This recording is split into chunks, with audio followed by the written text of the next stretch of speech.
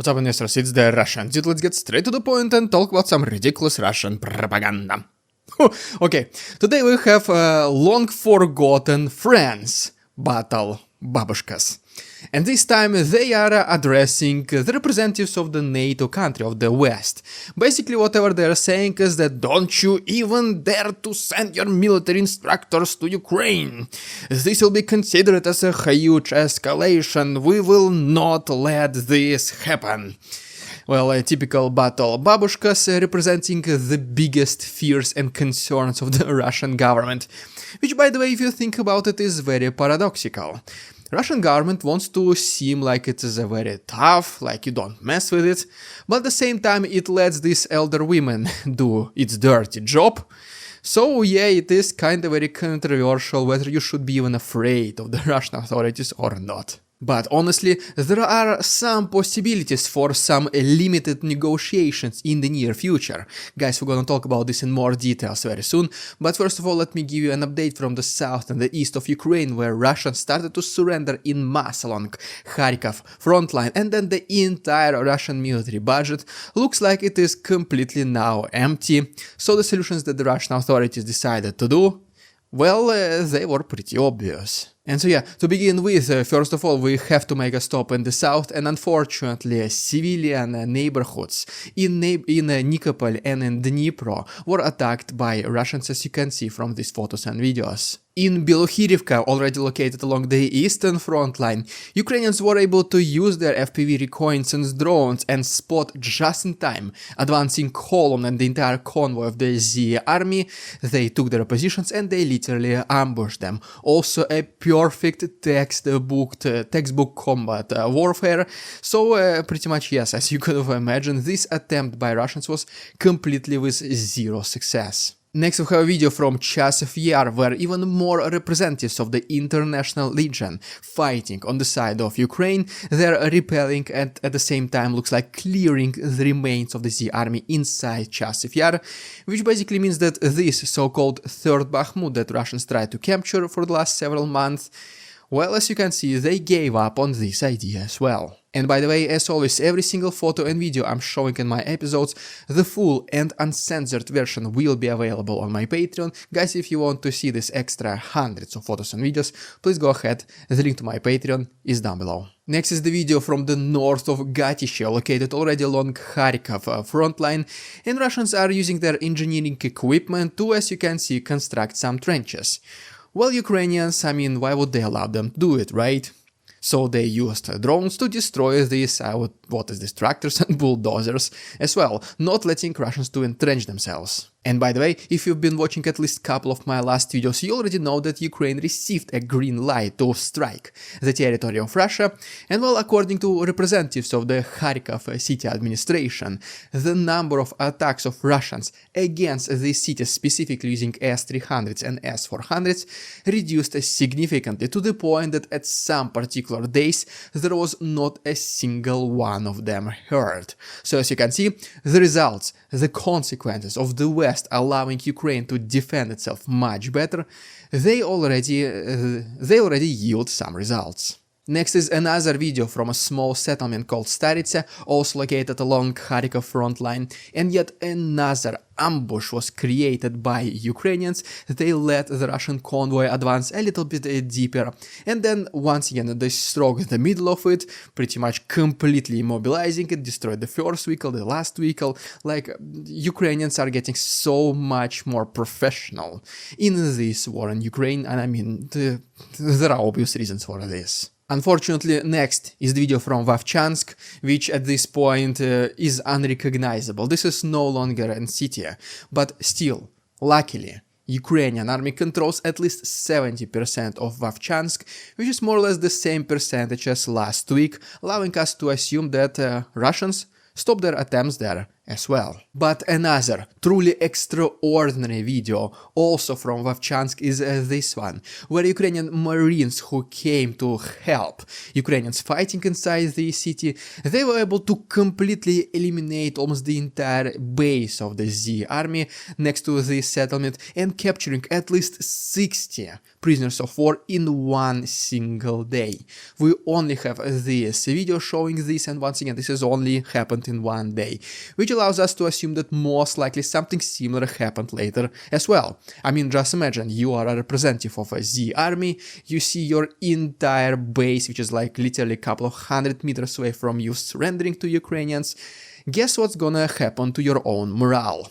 The next time Ukrainians are gonna push your base, the chances you're gonna do the same are pretty high, which allows us to assume that a lot of Z soldiers along at least Vovchansk frontline, they started to surrender in mass, once again not seeing any achievements, not even seeing any bright future, if you can call it like this, in their assault attempts against Vovchansk. And yet another one more thing which should significantly impact the morale of the Russian army is that it looks like that their military budget is almost completely empty, because recently the Russian authorities proposed to modify the taxation system literally out of nowhere. They haven't done it in, I don't know, decades, and then suddenly they're like, well guys, you know what, let's collect more taxes.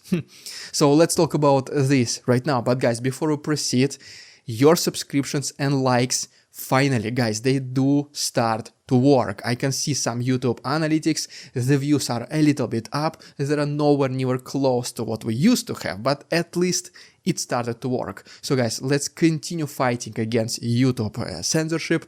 Can you please simply like this video, subscribe to my channel if you haven't done so already? You're more than welcome in our community.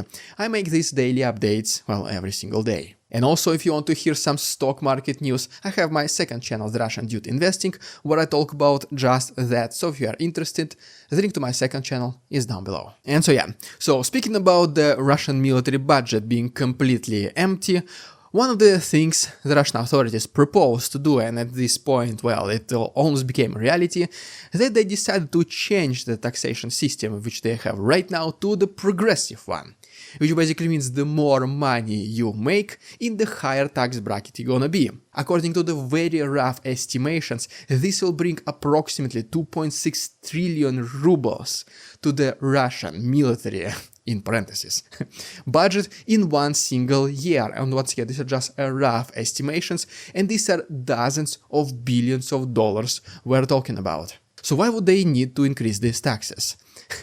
People would think that maybe, okay, well, this is just what the governments do, they just simply want our money, right? Not until the Russian Z propagandists started talking about this thing. Like, people started thinking. They usually talk about Russian-Ukrainian war, how much they hate the West, like all this kind of stuff, and suddenly they start talking about taxes. Like, how is this related? And then Margarita Simonyan said the thing that left absolutely no doubt. She said that this change in the taxation system of the Russian Federation is in no way related to the special military operation. Guys, you already know, as soon as the propagandists say something, they refute something, it means exactly the opposite. It means that this change in the taxation, it is because of the special military operation. First of all, obviously, Ukraine is about to start receiving even more Western military weapons. They're allowed to use them on the territory of Russia, so Russians had to respond by increasing their own military input. And in order to do this, you need to pay wages, you need to buy more raw materials, obviously you will need money. This is one of the first reasons why would they need to increase taxes. Another reason is these $2,000 signing bonuses with the Russian military, then paying if you got injured or if you died in Ukraine. Most likely these payments never reach the families. They end up being in the pockets of the government officials, but that's a topic for another video. But still, for all these things you need way more money. At first, Putin expected this to be a 3-day war against Kiev. Well, now it goes closer to 3 years at the moment of recording this video. So obviously there was some kind of miscalculations about how much money Putin will need to spend on this war. And now, when the military budget is almost completely empty, well, it kind of makes sense now with everything I just mentioned, right? So right now they simply need more money, otherwise they will not be able to continue the war at the current pace. And ultimately, another thing which potentially allows us to assume that maybe this war in the near future will reduce its intensity is the upcoming peace summit on Ukraine in Switzerland, which is about to happen in the middle of June, like in less than a couple of weeks. And long story short, Ukraine itself acknowledged that it is ready to do some kind of limited quote-unquote negotiations with Russia, and this peace formula, which was presented previously by Zelensky, which had approximately 10 different points, now it is significantly reduced. Now it has at least 3 mandatory points, which Ukraine and potentially Russia will be talking about, and yes, we know that Russia is not willing to participate in this Switzerland peace summit. Even though Putin says like, guys, we never decline peace negotiations. We are ready to talk at any day of the week, just give us a call, we're gonna talk. Well, Ukraine is like, okay, let's talk with us in Switzerland. Russians are like, no, we're not gonna come. Makes total sense, right? But anyways, so speaking about this peace formula by Zelensky and why these are so-called limited negotiations, they are reduced from 10 to 3 points. The number 1 is to be absolutely careful and not let any nuclear escalation, and also to promise the safety of the nuclear power plants in Ukraine, specifically the Zaporozhye nuclear power plant, which must be returned under Ukrainian control. The second point of this formula is that the produce, specifically the food, cannot be used as a weapon. Basically what it means is that Russia cannot stop Ukraine from exporting its grains, for example, because I mean this is the food that the rest of the world eats. And also there should be a safe passage for the ships in the Black Sea and in Azov Sea. And ultimately is the release of all the prisoners of war, specifically the civilians and kids. So these are the new 3 points of this peace formula, and just it absolutely makes sense.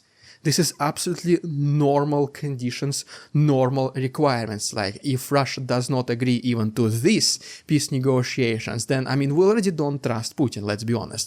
But if he still thinks that, well, this is the way Ukraine wants to win war, by, I don't know, by exporting bread to Italy.